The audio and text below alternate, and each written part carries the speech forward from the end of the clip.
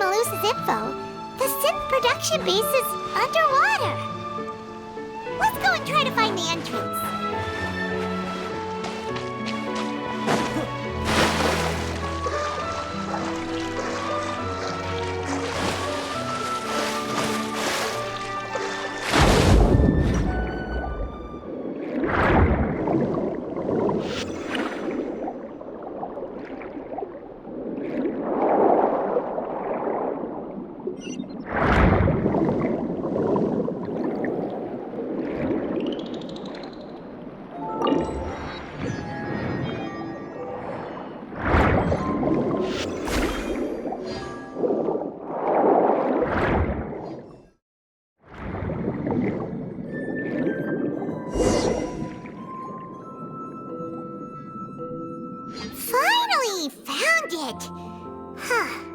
So this is the entrance that leads to the synth production base. It sure doesn't seem out of the ordinary at all. You're right. An important place like this is bound to have a ton of protective measures and mechanisms. Navia's probably arguing up a storm right now to stall for us.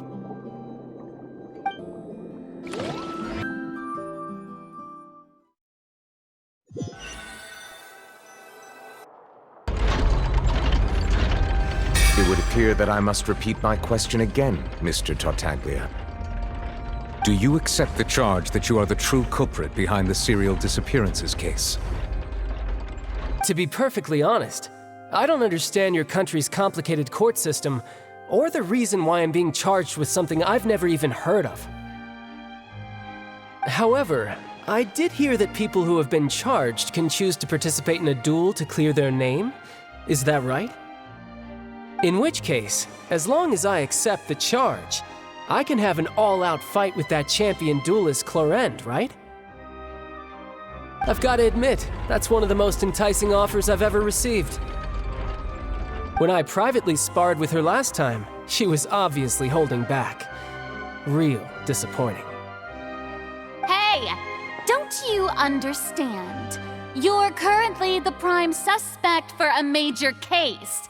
This isn't the place for you to be looking for fights. Oh? Sounds like the Hydro Archon wants to lecture me on the ways of the Opera House. Then why don't you duel me too? I'm the kind of student that learns best in the heat of battle. No. That's not what I meant.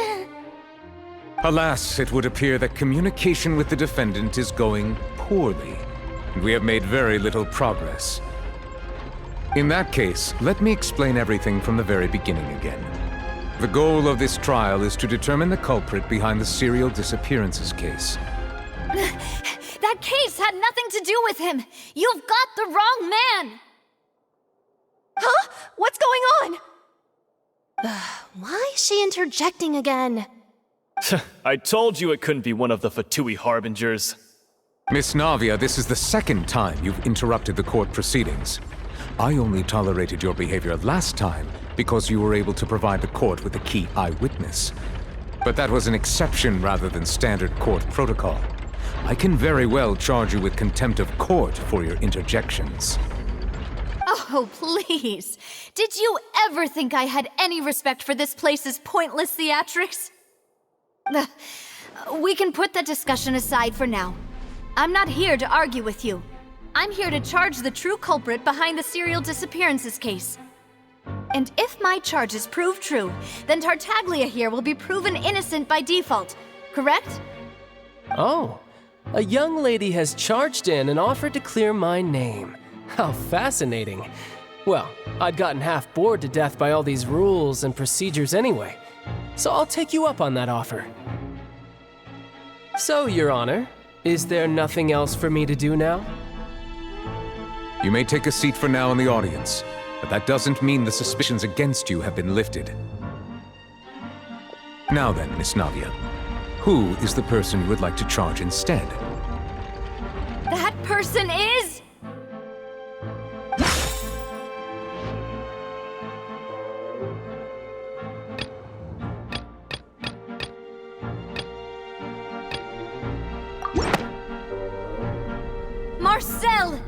head of Confrérie of Cabriere. Huh? What confrérie? Never heard of them in my life. I've heard of them, but weren't they Spina di Rosula's sister organization? Oh, is this going to be a friends to enemies type situation? Please let me remind you, Miss Navia, that charging someone is an incredibly serious matter. Committing to the charge also means taking on the legal responsibilities associated with it. And if the charge fails, depending on the circumstances, you may also be charged with the crime of making a false accusation. Knowing this, do you still wish to charge this man? Yes, I do. In that case, I declare the charge to be valid. Miss Navia and attorneys, please take your places on the court. Members of the guards, please contact Mr. Marcel right away so that he may stand trial.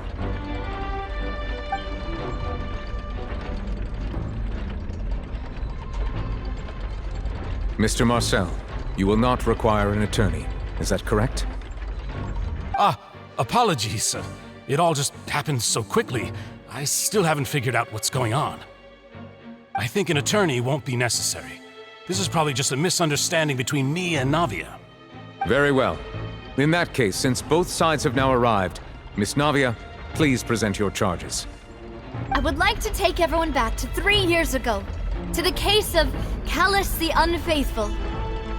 Only through elucidating what really happened in that case can we connect all the dots for the serial disappearances case. Navia, do you really think that I was the one who killed your father? Come on, why would I do that? Callus was my benefactor, and remember, both you and I only ran to the scene when we heard the sound of a gun. If that's enough to make me a suspect, wouldn't that make everyone at that banquet a suspect as well? I think there's no point in getting into the specifics right now. The audience doesn't even have the big picture yet. Even I'm struggling to remember some details of that case. Exactly correct, Your Honor. I must refresh everyone's memory about that case before I can explain my charge and reasoning. I see. In which case, I will recount the findings about that case as originally recorded by Maison Gardiennage. On the day of the murder, Spina di Rosula hosted a large banquet in a countryside estate owned by the Confrérie of Cabriere. During the banquet, all attending guests heard 2 gunshots from the courtyard.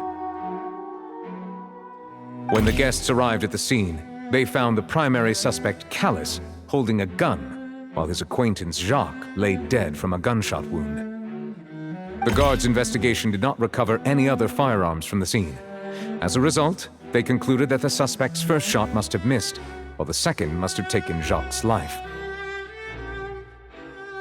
The suspect did not dispute this conclusion, and also declined to defend himself in court. Instead, he chose to prove his innocence through a duel.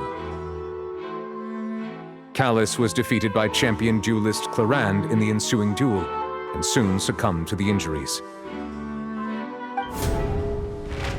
These are the known facts about the case.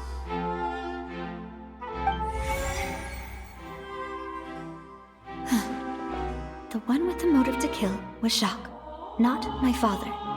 And even so, Jacques still had no reason to pull the trigger. In truth, the third person shot Jacques first, and was shot in turn by my father when my father seized the gun from him. After that, the true culprit turned the third person into water, erasing all traces of him from the scene. Thank you for the summary, Your Honor. Of course, the guard's conclusion appeared quite sensible to us at the time. However, we should revisit the case now that we've gained new information about the abilities of water from the primordial sea.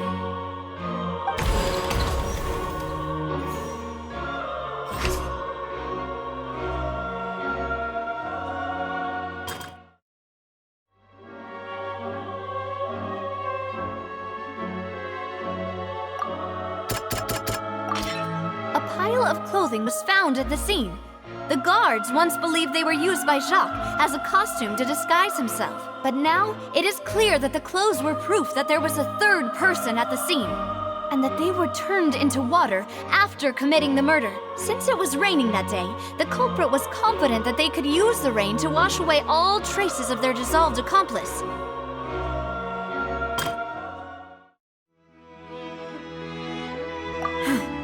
Something's not right.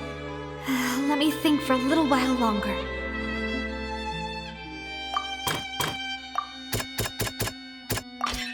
This assassin first shot Jacques, then turned to shoot Callus, only for Callus to wrestle the gun from him and kill him instead.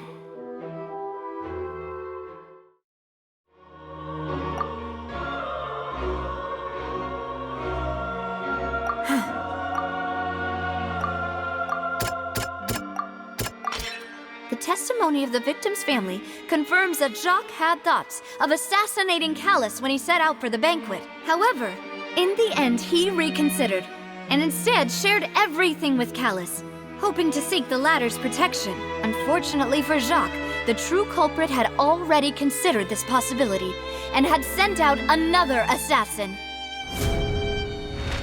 Realizing this, the true culprit caused the hired assassin to dissolve into water, leading everyone to believe Callus was responsible for Jacques' murder.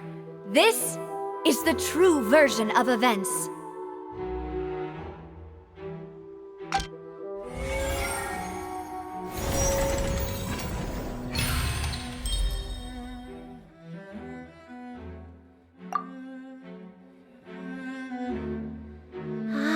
That's what happened. Wait, you're telling me something as dangerous as water from the primordial sea has been used for all these years? What a great theory. It also explains Callus's and Jacques' respective motives. I guess they didn't shoot each other after all. Mr. Marcel, you are the one being charged with the crime. You should provide a rebuttal if you wish to prove your innocence. But I think I agree with everything Navia just said. In fact, there was nothing in her speech that directly implicated me. Then, may I ask some questions? In my opinion, we primarily need to determine two things. One, do you have the evidence to back up your claims? I'm afraid not. At least not at this very moment. Boo! If you don't have any evidence, you should just go home! I may not have the evidence with me, but I know where I could go to collect it. If we look up the deserted clothes against a record of people who went missing around the same time, we should be able to find a match. Considering the serial disappearances case, the guards probably kept careful records of all missing persons from around that time, regardless of age or gender. That makes sense to me.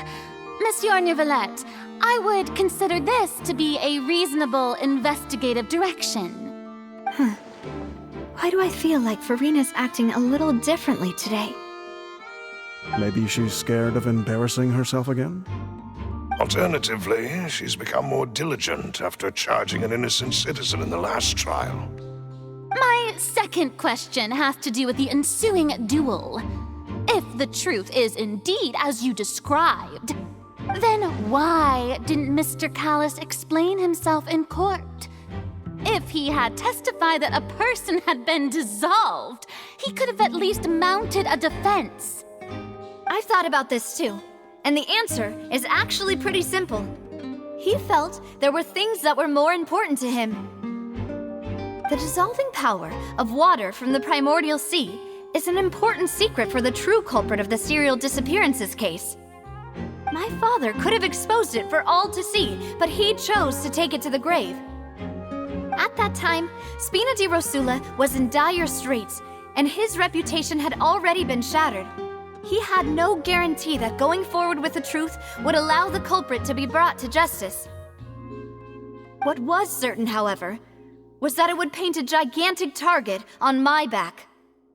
Boss once told me that Demoiselle had already been selected as the next target of the serial disappearances case. What? If the secret had gotten out, the culprit would have fought an all-out war with Espina right there and then. I wouldn't have been the only one in danger. all of us would have stood to lose our lives. Of course, the guards might eventually figure out the truth of the matter and determine that we were in the right. But what good would that do? How can a hollow verdict protect anyone? Had this opera house ever given my father any kind of confidence in its brand of justice, Spina di Rosula would have had no reason to exist. But by staying silent, we retain the ability to deter our opponents and continue the stalemate. I was able to become Spina di Rosula's president, which made me harder to target, as well as giving me more time to grow and learn. And once I have figured out the truth and stepped up to the challenge, I will do what this opera house cannot, and restore my father's truth and honor back to him. So, you mean to say, your father intended to die in the duelist's ring? That's right. Do you have any proof? Of course. All you need is to ask his opponent, Clarand.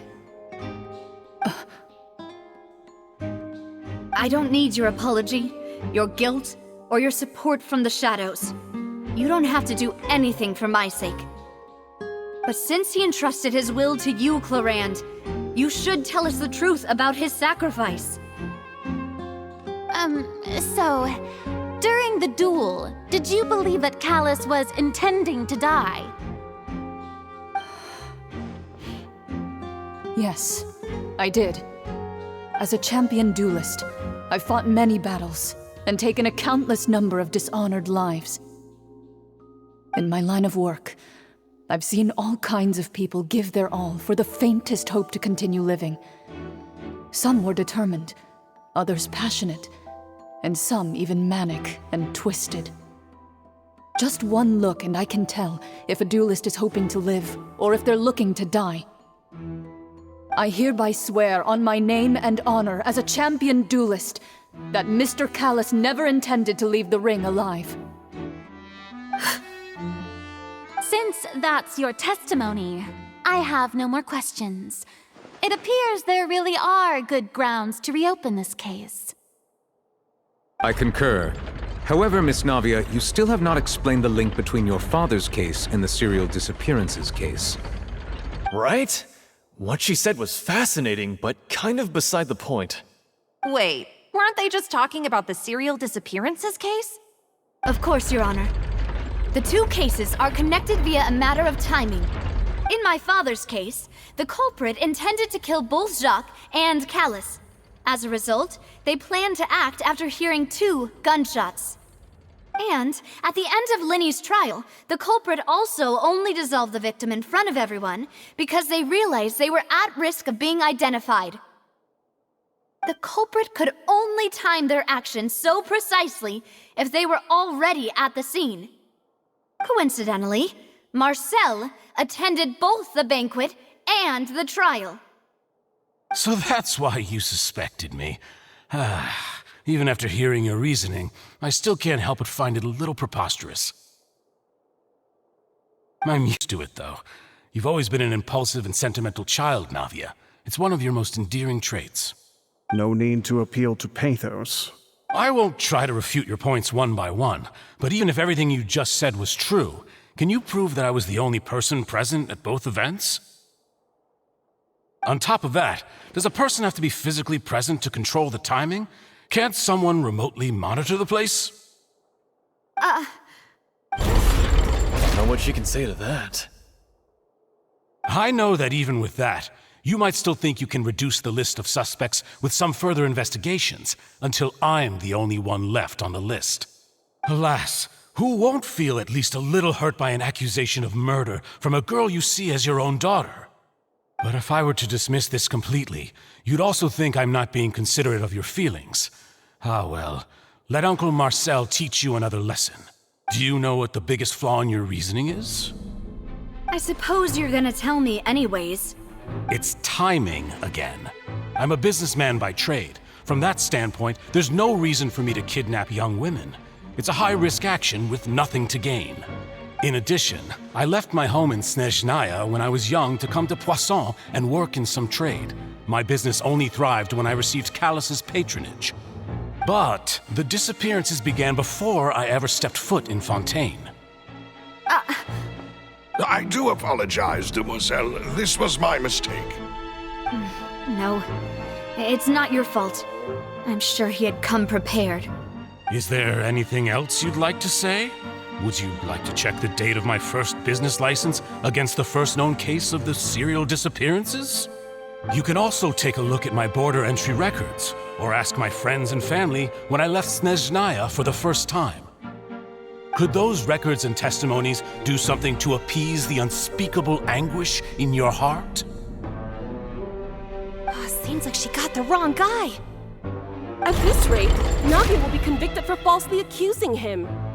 I think you've done a superb job of dissecting your father's feelings as he neared the end of his life. But aren't you going against all of his wishes and expectations right now? He wished for you to become more rational, collected, and conscientious, instead of dwelling only on your own feelings. Once you've learned to be more considerate of others' feelings, and to stop rushing headlong into things, you'd have met most of his expectations. This isn't just about me, and it never has been. The biggest difference between me and the rest of the victims is that I still have the ability to search for the truth, while that same agency has long been taken from them. The people whose families were destroyed by synth abuse, the people who lost their loved ones to the serial disappearances, and the people who suffered tragic ends due to their sense of justice. Many people's images are flashing before my eyes. I'm sure some are coming to those of you in the audience as well. And whose image do you see, Marcel? Is it a man named Vacher? Oh, so you do know that name. I'm merely surprised you'd suddenly say the name of someone I've never even heard of. I was waiting for you to say that.